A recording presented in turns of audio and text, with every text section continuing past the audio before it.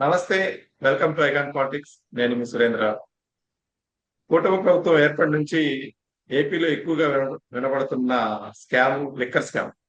ఇది ఢిల్లీ కంటే 10 ఇంతలు ఎక్కువ అని చెప్పేసి ఆ, లావు శ్రీకృష్ణదేవరాయలు డైరెక్ట్ గా ఎంపీఏ మాట్లాడడం జరిగింది. అయితే దానికి సంబంధించి అరెస్టుల పర్వం జరుగుతూనే ఉంది. ఎవరిని అరెస్ట్ చేశారు ఏంటి అనేది, బిగ్ బాస్ ఎవరు అనే మాట వినపడుతూనే ఉంది. అయితే ఇప్పుడు కొత్తగా దీంట్లోకి చెవిరెడ్డి భాస్కర్ రెడ్డి గారి పేరు కూడా తీసుకురావడం జరిగింది. అయితే ఆయన దీనికి నాకు ఏ సంబంధం లేదనే మాట మాట్లాడుతూనే ఉంది. కానీ ఎలక్షన్ సంబంధించిన ఫండ్ అంతా చెవిరెడ్డి భాస్కర్ రెడ్డి గారు లెక్కర్ డబ్బులకి తో చేశారు అనే మాట వినబడుతుంది. అసలు ఈ మాటలో ఎంతవరకు వాస్తవం ఉంది, ఆయనకి సంబంధం ఉందా లేదా అనే విషయం మనతో మాట్లాడడానికి డాక్టర్ ఎన్బి సుధాకర్ రెడ్డి గారు. నమస్తే సార్. నమస్తే అండి సురేంద్ర గారు. సార్ ఏంటి ఇది టీడీపీ వాదన లేకపోతే నిజంగానే ఆయనకి లెక్కలతో సంబంధించిన స్కామ్ సంబంధించిన సంబంధం ఉందనుకో? సార్, గత ఎన్నికల్లో వైఎస్ఆర్ పార్టీ కోటాను కోట్ల డబ్బులు పంచింది. ప్రతి అసెంబ్లీ నియోజకవర్గంలో కనీసం 50 కోట్లు ఖర్చు పెట్టారు. పార్లమెంటు నియోజకవర్గంలో అయితే 100-200 కోట్లు కూడా ఖర్చు పెట్టారన్న విషయం అందరికి తెలుసు. ఎందుకంటే అది దానే పబ్లిక్ అందరూ 2000, 3000, 5000 ఎలా అయితే పంచారు. ఈ డబ్బంతా కూడా ఎక్కువగా స్కాముల్లో సంపాదించింది. ప్రధానంగా లిక్కర్ స్కాములో 3200 కోట్లు పైకి మనకు కనిపించి దానికంటే ఎక్కువ కోట్లు సంపాదించారు.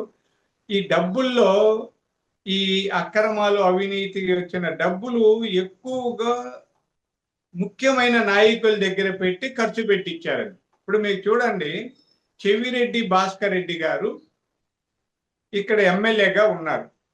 వాళ్ళ అబ్బాయికి టికెట్ ఇప్పించి ఆయన ఒంగోలు ఎంపీగా పోటీ చేశారు. అంత అవసరం ఏమొచ్చిందండి? ఆయన అంటే పక్కన ఎక్కడో ఒంగోలు ఆయన ఎంపీగా పోటీ చేయాల్సిన అవసరం ఏమన్నా ఉందా? ఎందుకంటున్నానంటే అంతేమీ లేదే. కావాలంటే ఆయనకి అవసరమైతే రాజ్యసభ చేయించి కూడా ఢిల్లీలో పెట్టుకోండి, మాకు కాదనలా. ఇక్కడ ఈ డబ్బు అంతా ఎక్కువ ఈ ట్రాన్సాక్షన్ జరిగింది చెవిరెడ్డి భాస్కర్ రెడ్డి గారి ద్వారా అన్నది ఇక్కడ చాలా మందికి తెలుసు. మీకు తెలంగాణ ఎన్నికల సర్వేలు, ఆ వ్యవహారాల్లో కూడా చెవిరెడ్డి భాస్కర్ రెడ్డి గారు తలదూర్చారన్నది బాగా ప్రచారంలో ఉంది. చెవిరెడ్డి భాస్కర్ రెడ్డి గారి డ్రైవర్ని తీసుకెళ్లారు, వాంగ్మూలం ఇప్పించుకున్నారు. కాబట్టి ఈ లిక్కర్ స్కామ్ లో ఆయన పాత్ర కూడా ఉండొచ్చు అన్న అంశము బయటికి వెల్లడైంది. ఈ నేపథ్యంలో ఆయన మాట్లాడుతూ నాకు అవసరం లేదు, నేను మద్యంకే వ్యతిరేకిని, మా కుటుంబంలో కూడా ఈ మద్యపానం వల్ల కొద్ది దెబ్బతిన్నాము, నేను స్వయంగా మద్యపాన నిషేధాన్ని కోరుకునే వ్యక్తిని, అలాంటి వాన్ని ఆ డబ్బులు నేను ఎందుకు తీసుకుంటాను అన్నారు. అర్థమైంది? నేను ఎందుకు తీసుకుంటాను అన్నారు తప్ప అసలు ఆ లిక్కర్ స్కామ్ లేదు, ఏమీ లేదని ఆయన నోటితో చెప్పలేదు. ఈ నేపథ్యంలో చూస్తే ఖచ్చితంగా అండి జగన్మోహన్ రెడ్డి గారు ప్రధాన పాత్రధారి లిక్కర్ స్కామ్లు. అది ఢిల్లీ కంటే పెద్దది. జగన్మోహన్ రెడ్డి గారు ఒక 5-6 మందిని పెట్టుకొని మొత్తం దోచుకున్నారు.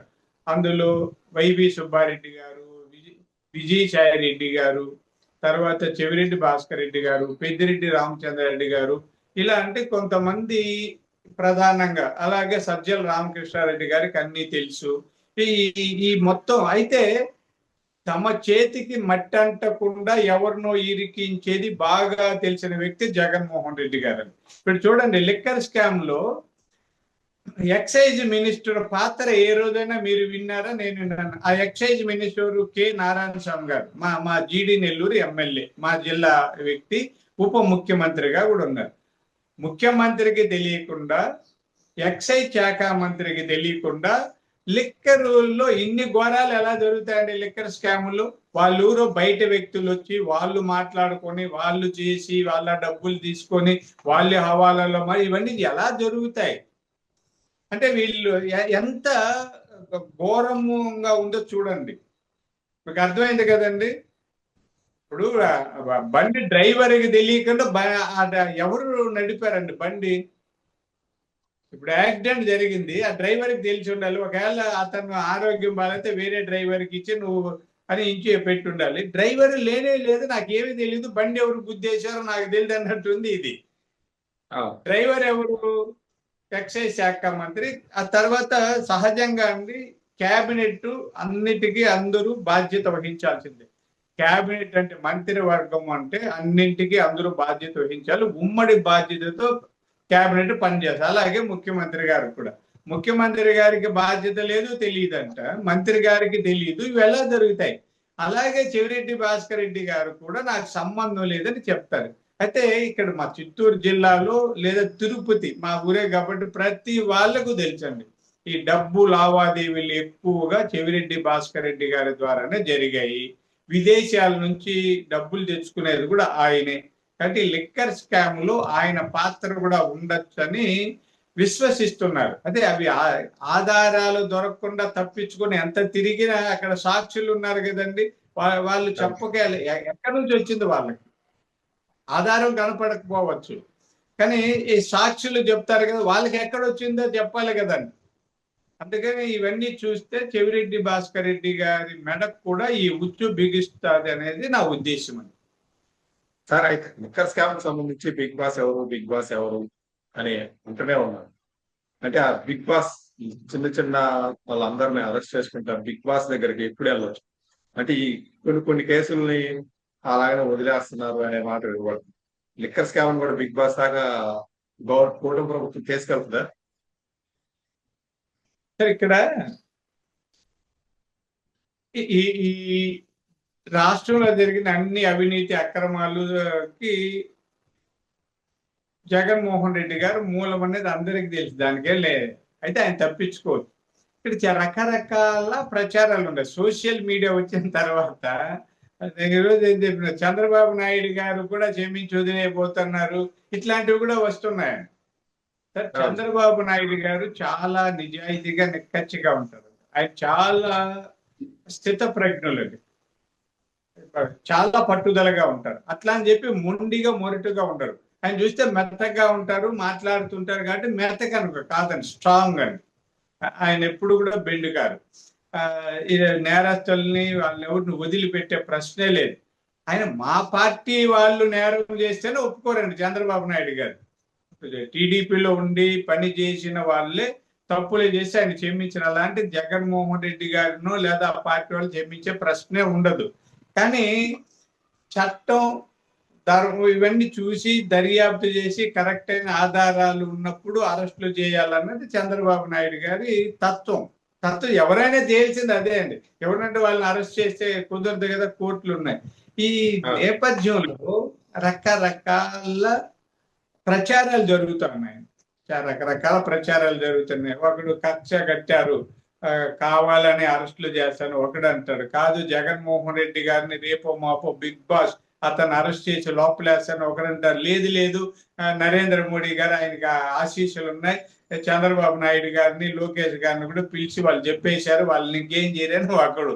ఎవడికి తోచింది వాళ్ళు చెప్తారండి. అంటే మాకు ఒక చిన్నప్పుడు కథ ఉండేది. నలుగురు గుడ్డోళ్ళు ఏనుగును పట్టుకుని, ఏనుగు ఎలా ఉంటే కాలు పట్టుకున్నాడు ఏనుగు స్తంభం లాగా ఉంటది అంటాడు, తోక పట్టుకున్నాడు ఇలా. అంటే ఎవరికేక మొత్తం స్థూలంగా ఏనుగును చూడరు, చేత్తో తడిమి వాడికి ఏది కనిపిస్తే అదే ఏనుగు అనుకునే చందంగా సోషల్ మీడియా తయారైందండి. నిజానికైతే సోషల్ మీడియాలో ఒక పరివర్తన తీసుకురావడానికి ఒక ఉద్యమం లాంటిది జరగాలనేది నా ఉద్దేశం అండి.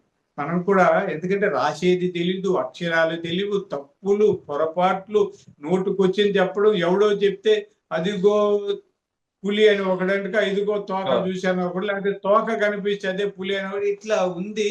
కాబట్టి ఇలాంటి దశల్లో మనం కొంత జాగ్రత్తగా లాజికల్ గా అంటే తార్కికంగా విశ్లేషించి ఆలోచించి చూడాల్సిన అవసరం ఉంది.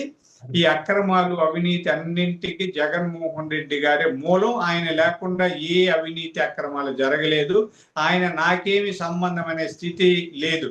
చేసిందంతా ఒక 5-6 అండి. రాష్ట్రంలో ఏ అవినీతి అక్రమం జరిగినా, ఎర్ర చందనం దొంగ రవాణా జరిగినా, ఇసుక అమ్మినా, గ్రానైట్స్ అమ్మినా, ఏది ఎలా అక్రమ దారిలో పోయినా దాంట్లో డైరెక్ట్ కనెక్షన్ జగన్మోహన్ రెడ్డి గారిది అన్నది ప్రజలకు అందరికీ తెలుసు. అయితే దానికి సరైన ఆధారాలు సేకరించే పనిలో ఉన్నారు. సేకరించిన తర్వాత ఆయన అరెస్ట్ చేయక తప్పదు.